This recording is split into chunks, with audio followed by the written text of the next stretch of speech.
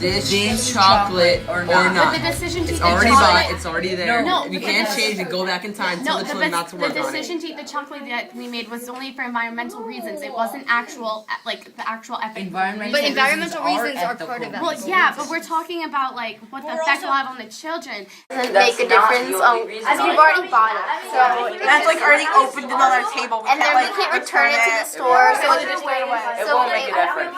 if we throw, it's either throw it One at a away- time, please. It's either throw it away or eat it. So it's like already there.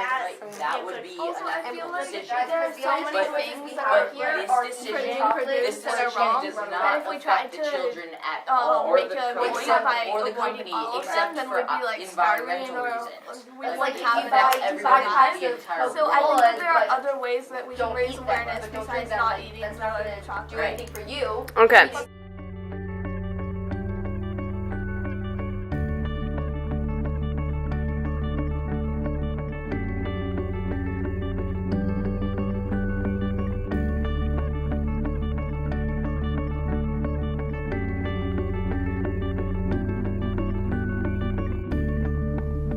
Today we had a class on ethical decision making, and we learned about how 43% of the world's cocoa is harvested in Côte d'Ivoire by children. We also made a chart on what we knew and what we didn't know about the chocolate, and that was in order so that we could make a decision on whether we would leave the chocolate be or eat the chocolate. Adriana put chocolate in front of us and wanted to see if we would eat it or not. I chose to eat the chocolate because it wouldn't affect her decision to use chocolate in classes in the future. But I think that if it were like at a party that she threw for the class, then maybe I wouldn't eat it because it would affect like how much she would get in the future.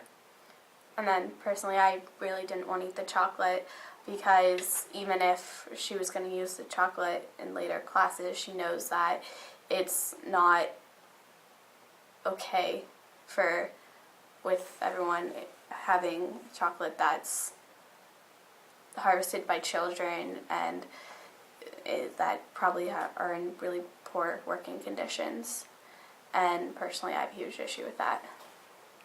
So if you had to sum up the process, how did you guys decide whether or not to ultimately do this? What information did you know and what information did you have to still get? Well, I mean, we all knew that it was harvested by children and 43% of the world's chocolate was grown in the Ivory Coast. But we didn't know what the working conditions were like, and we didn't know how much they were paid. And, yeah. We also wanted to know like how much it would affect classes in the future, like if it would make a difference on how much chocolate was bought for this class, and it turned out that it probably wouldn't because like Adriana got it from her coworkers at Green Acres, and it wasn't her decision to go to the store and buy it that we could change. So it really didn't make that much of a difference. Do you think that when you go to the store yourselves, will you be buying chocolate, or how will this class impact your future purchasing decisions about chocolate? Well, my family, as it is, we really don't purchase brand kind of stuff like that. But when it comes down to decision between one or the other, it's kind of like, it's not that difficult. I mean, it's, okay, I want to go. I just think that when I'm in a store in the future, I'm definitely going to look at labels and make sure it's fair trade. See that like it wasn't made by children in Côte d'Ivoire. Okay, great. Thanks very much, guys.